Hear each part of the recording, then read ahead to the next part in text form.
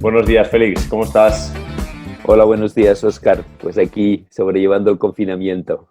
Muy bien. Bueno, para los que no conocéis a Félix o no lo habéis visto antes, Félix ha estado muchos años como pastor en Barcelona, en la Bonanova, ¿no? La iglesia de la Bonanova. Sí, Ha sí, trabajado muchos años como responsable en Ágape, un ministerio que tiene, bueno, muchísimas ramificaciones en España, de muchísimos tipos, pero sí, seguramente no me equivoco si digo que lo que más te ha interesado siempre y tu vocación es la formación. Trabajas correcto. en la universidad y como coach, y la formación es lo que más te interesa, ¿correcto? Sí, Sí, un poquito es de correcto. referencia para que la gente en la iglesia que no te conoce pueda saber un poquito quién eres. Y tengo dos o tres preguntas para ti. Me gustaría que pues, pudieras reflexionar sobre ellas un poquito y nos ayudaras en esto. Um, la primera pregunta, porque estamos todos un poco patas para abajo con la situación, y cuando venimos a pensar en la iglesia y tan acostumbrados como estamos a reunirnos en nuestro local, en nuestros horarios, en nuestras cosas, todo esto es nuevo para todos. Quería preguntarte cómo estás tú, cómo estáis Sara y tú pasando estos días al confinamiento y cómo Mm. estáis viviendo en esta situación la iglesia, cómo estáis haciendo iglesia o siendo iglesia en estos días. Bueno, en cuanto al confinamiento, la verdad es que lo estamos llevando bastante bien. Yo diría que bastante bien. Creo que lo estamos llevando bastante bien porque Sara y yo, cuando comenzó toda esta historia, nos propusimos un par de objetivos.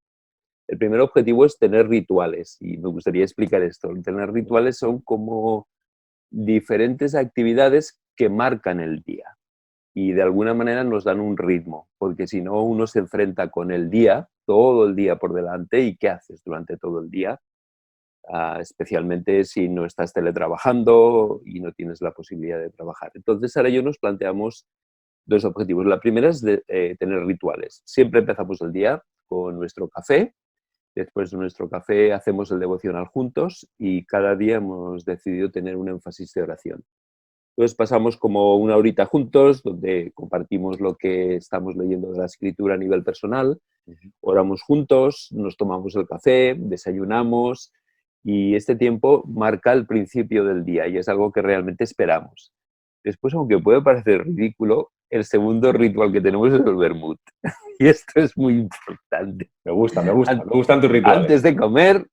de comer, el vermut. Eso es súper, súper importante en el sentido en que nos marca nuevamente otro ritual. Es decir, anhelas que llegue ese momento, ¿verdad? Y este es el primer objetivo y eso nos ayuda. Y por la noche cada uno de nosotros tiene nuestro tiempo de gratitud, que ese es personal. Pero hay como tres ritmos en el día, ¿verdad? El café y el tiempo de oración juntos, el vermut, que, no, que también es espiritual porque damos gracias a Dios por las patatas, por la Dan Lemon y por otras cosas. Y finalmente el tiempo de gratitud en la noche. Entonces este fue el primer objetivo, tener rituales.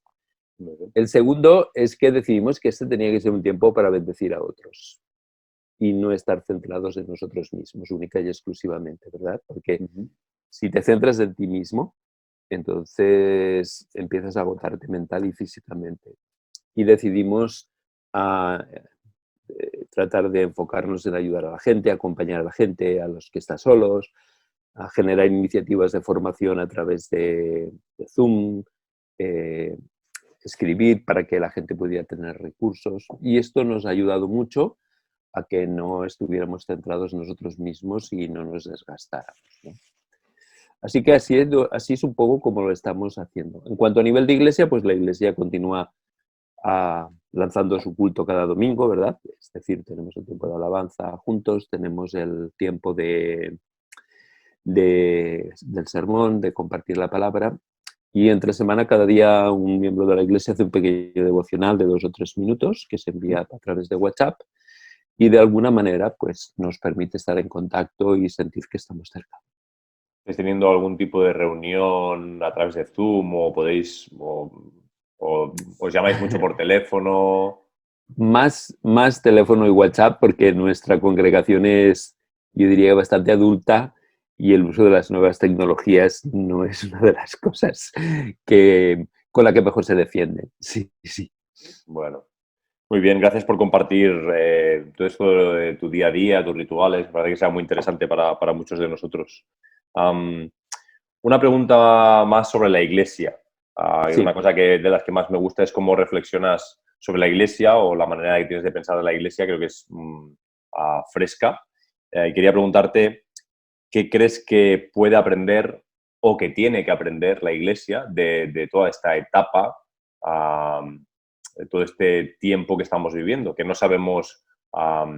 Te decía antes que justo ayer escuché un vídeo que luego enlazaré, un vídeo en el que estuviste con Alex San Pedro reflexionando, lo enlazaré para que la gente también pueda verlo, Mm. pero de este tiempo que no sabemos cuánto va a durar, no sabemos si es un tiempo que ha venido para quedarse, un tiempo que ha venido para ser como un paréntesis y luego volver a donde estábamos, no sabemos realmente.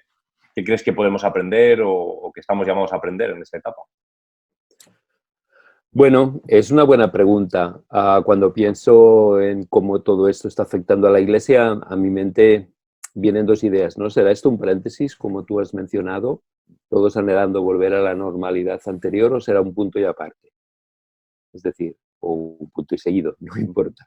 Pero es decir, simplemente anhelamos que sea un paréntesis para volver a los negocios como siempre, a que todo vuelva a la normalidad. A mí me espanta un poco cuando oigo esto, ¿no? Vamos a volver a la normalidad, porque tal vez ha sido la normalidad la que nos ha llevado a la situación en la que estamos. Cuando yo pienso en el futuro, hay algunas cosas que me vienen a la mente. Una es la importancia de centrarnos en la gente y en las necesidades de la gente. Creo que la iglesia es gente y este tiempo de coronavirus nos lo ha demostrado. Tal vez ahora tenemos más contacto entre nosotros, nos comunicamos más, nos enviamos más mensajes, estamos más al tanto de cómo están las personas. Y creo que esto nos ha ayudado a ver qué es accesorio y qué es fundamental en la iglesia. Podemos pasar sin templos, pero no podemos pasar sin gente. Podemos pasar sin instalaciones, pero no podemos pasar sin atender a las necesidades de la congregación. Entonces creo que eso es un punto importante, que nos ha llamado la atención de qué es esencial y qué es accesorio, ¿no? ¿En qué gastamos el dinero? ¿En los templos o en las personas?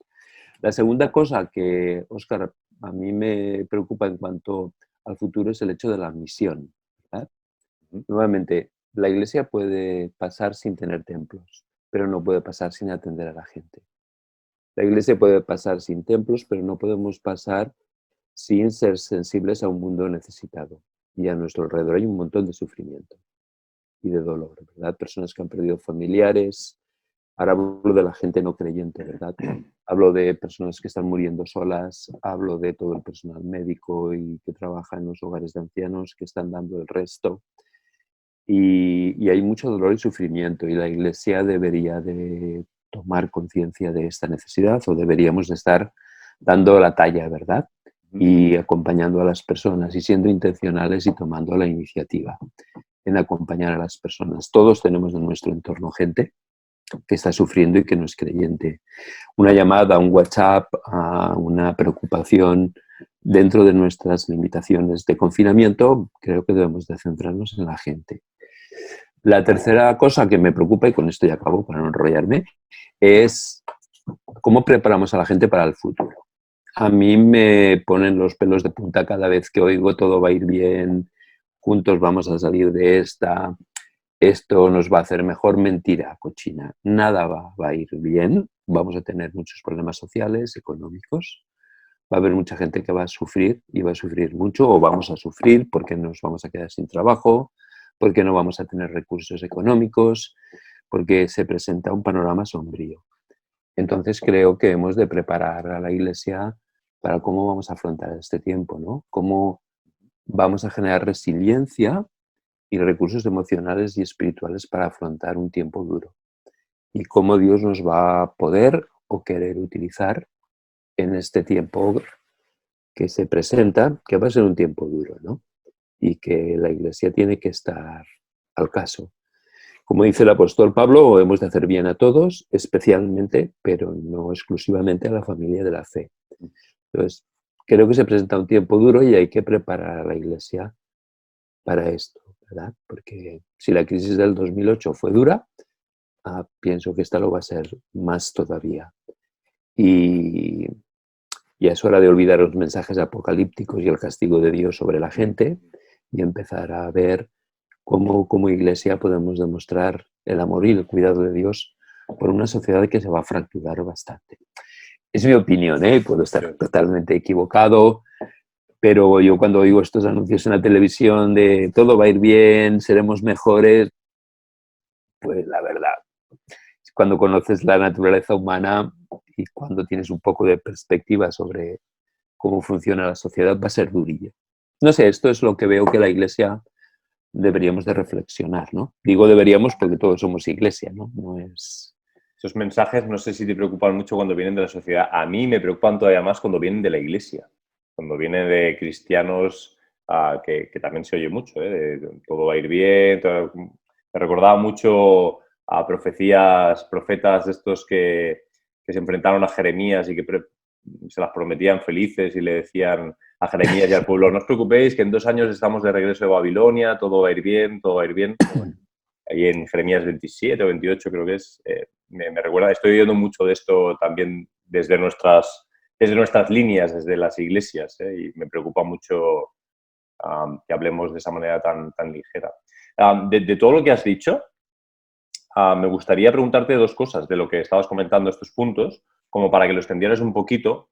Has hablado de normalidad y de que quizá la normalidad ha sido parte del problema. Evidentemente la normalidad no es la que ha generado el coronavirus y entiendo que no es lo que estás diciendo, pero sí que estás hablando de que esa normalidad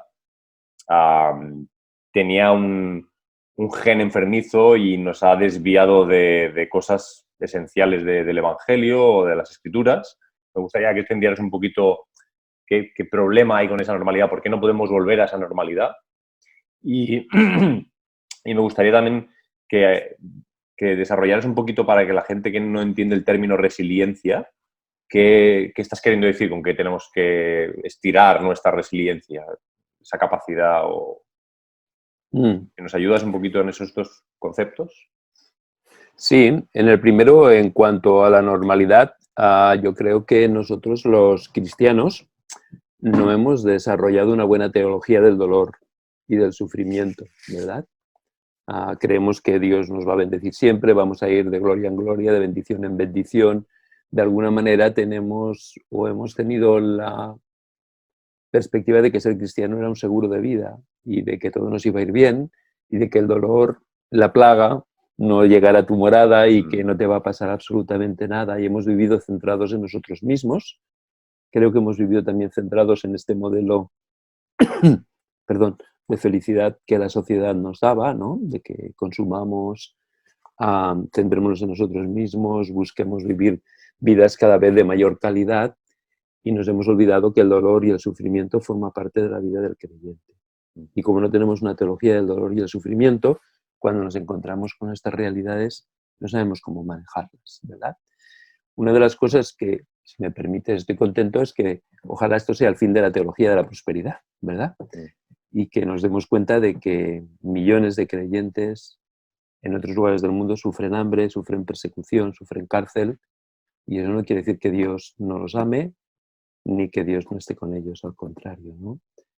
Entonces, yo creo,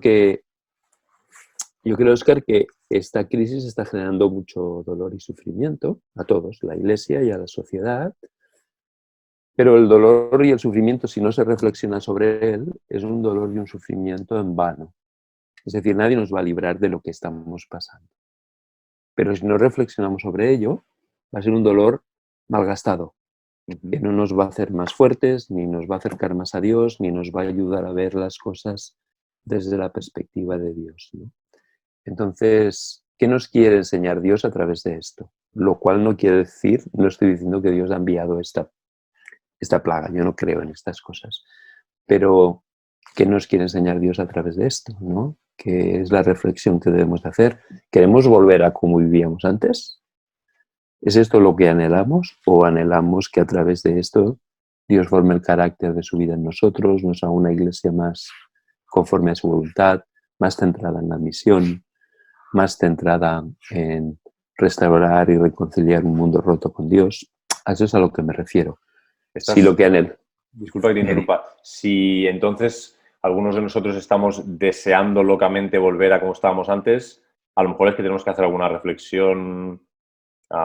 Si yo como cristiano todo mi anhelo es volver a estar como estaba antes, que pueda volver a reunirme igual los domingos, que la vida esté controlada y cómoda a mi alrededor y vaya en mi beneficio y ver la mano del Señor en su cuidado y tal.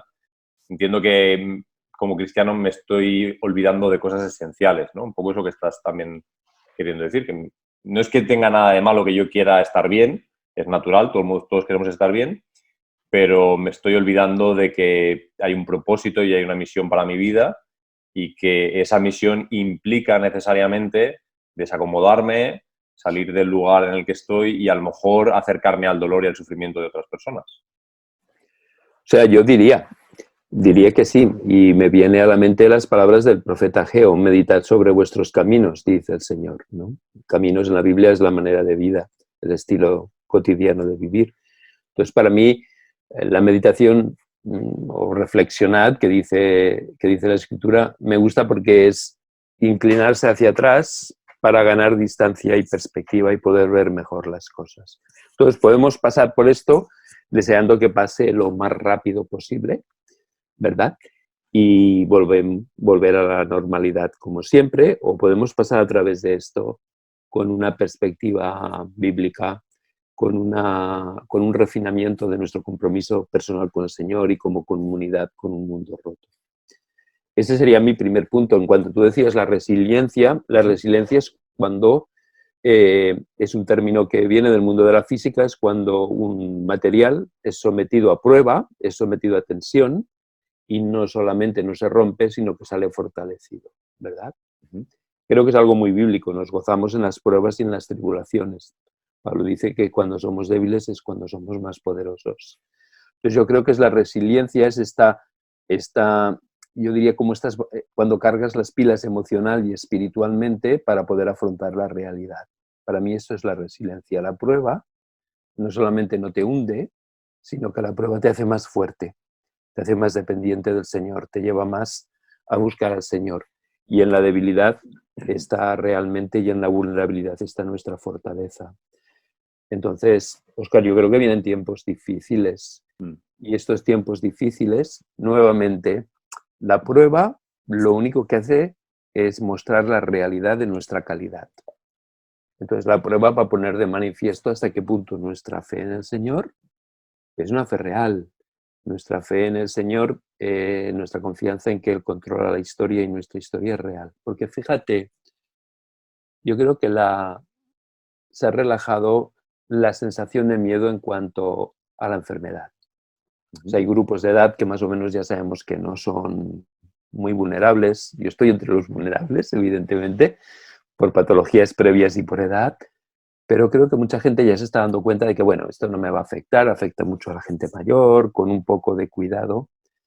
Y bueno, de ese miedo al principio que nos llevaba a depender de Dios, tal vez ahora nos hemos relajado. Pero la crisis económica y social va a afectar a todos, porque estamos en una sociedad global y en una sociedad que está interconectada. La pérdida de trabajo de uno va a implicar menos ofrendas en la iglesia, menos ayuda para los ministerios, el miedo a no poder pagar mi hipoteca, no poder pagar los plazos del coche. Entonces, esto va a poner a prueba la profundidad de nuestra fe. Si hay resiliencia, es decir, si hemos acumulado capital emocional y espiritual, pues podremos resistir. Aunque ande en valle de sombra de muerte, no temeré mal alguno porque tú estarás conmigo, ¿no? Ayer mismo escribía en mi blog acerca del contentamiento. Pablo dice: he aprendido a tener abundancia y a tener necesidad. Y todo lo puedo en Cristo que me fortalece. Pero eso es un aprendizaje. A eso es a lo que me refería con resiliencia. No sé si me he sabido explicar Sí, sí, bien. muy bien. Me parecía interesante que lo desarrollaras más para ayudarnos a pensar en ello. Tengo una última pregunta. Yo Sí, sé que tú, decías, por edad estás en el grupo de riesgo, sí. pero por edad también estás sin hijos en casa en estos días. Qué bendición. Estáis tu mujer y tú en casa, más tranquilos. No hay niños en casa con las dificultades que eso tiene en medio de un confinamiento. Y quería hacerte una pregunta pensando en muchos padres, madres, a lo que tú te has dedicado muchísimo a la formación, has formado muchos jóvenes. Muchos papás, muchas mamás en este confinamiento están redescubriendo que no se han dedicado a discipular a sus hijos.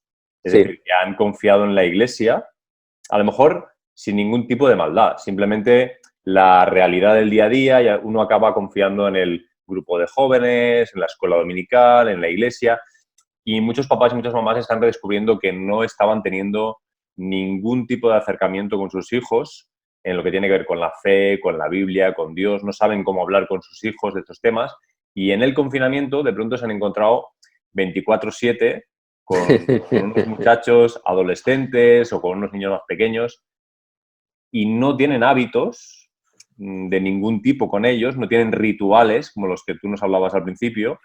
Me gustaría pedirte algún consejo o algo que puedas decirle a padres, madres, para ayudarnos a acercarnos a nuestros hijos de nuevo, en este sentido de Bueno, la fe. sí, bueno, yo creo que lo que estábamos hablando antes de qué importante es reflexionar sobre lo que está pasando, porque como tú muy bien has dicho, nosotros hemos externalizado la educación religiosa a la iglesia, cuando bíblicamente eso es una función del hogar, no es una función de la iglesia. Y ahora que la iglesia no puede cumplir esa función externalizada, nos encontramos que tenemos que hacerlo nosotros. Si no tenemos la capacidad de reflexionar sobre estas cosas, entonces estamos perdiendo estas oportunidades que Dios nos da, ¿no? Esto nos enseña que el hogar es la fuente primera, principal y fundamental de enseñanza bíblica, ¿verdad? Y creo que establecer pequeños rituales, aunque sea orar juntos, leer las historias de la Biblia, yo creo que en función de la edad debemos de acomodar nuestros rituales. Pero yo creo que es un buen momento si tienes hijos adolescentes o hijos adultos, aparte de orar por la gente que sufre y la gente que lo pasa mal, creo que también es un buen momento para reflexionar desde la perspectiva bíblica, ¿verdad? También para a nosotros mostrar con nuestro estilo de vida cómo estamos afrontando la crisis, ¿no? Cómo estamos afrontando el miedo, la inseguridad, el dolor. Hablar de todos estos temas creo que es lo que Deuteronomio dice, que al levantarte, al acostarte, en el camino, en la casa, es reflexionar desde la escritura la realidad que estamos viviendo. Yo creo que es un privilegio poder acompañar a los hijos. Antes te decía que nuestros hijos tuvieron una adolescencia tremendamente complicada, pero si algo siempre fuimos conscientes es de que la responsabilidad era nuestra y no de la iglesia. Y todas esas semillas que aparentemente parece que quedan perdidas, que no tienen ninguna influencia y ningún impacto, hacen su impacto en la mente de nuestros hijos, ¿no? Y la manera en que nosotros reaccionemos estos días, vivamos estos días, eso tiene más valor que 40.000 clases de escuela dominical donde solo puedes estar un ratito, ¿no? A la escuela de la vida. Y creo que, Óscar, que esto es una buena motivación para nosotros como padres. A veces, y hablo desde mi experiencia, que no tiene más valor que ese, a veces ahora y yo tuvimos que cuidar nuestro estilo de vida, ya no tanto por nosotros, sino porque nos observaban, ¿verdad?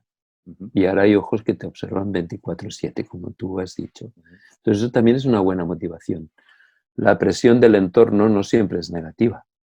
La presión del entorno de esos pequeños ojos o más grandes que te miran constantemente es una buena motivación para cuidar mi relación personal con Dios, mi relación con mi esposa, la manera en que hacemos comentarios, a las oportunidades que podemos aprovechar.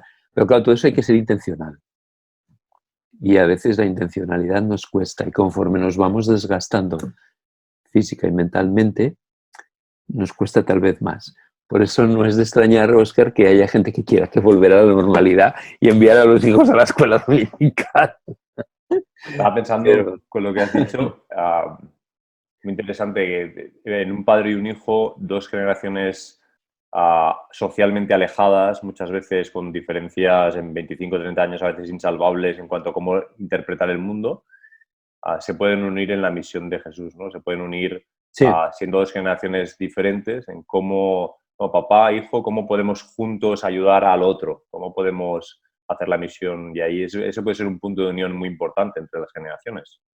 sí, sí, estoy completamente de acuerdo. Sensibilizar a nuestros hijos sobre la realidad de un mundo que sufre, ¿no? A valorar cuanto más pequeños son, más fácil es el interpretar el mundo para ellos. Cuanto más mayores son, tenemos que compartir visiones complementarias. La nuestra no es la única.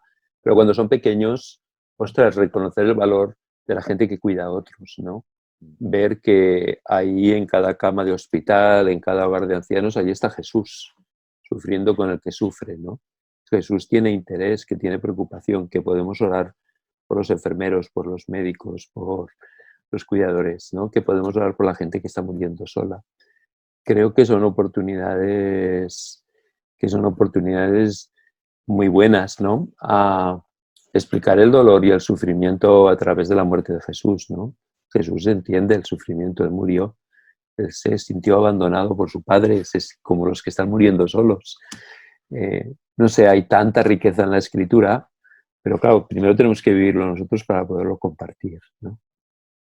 Bueno, Félix, pues Bueno, muchísimas gracias por este ratito. no, al contrario, Saluda a Sara y que lo tengas haré. muy buenos rituales hoy.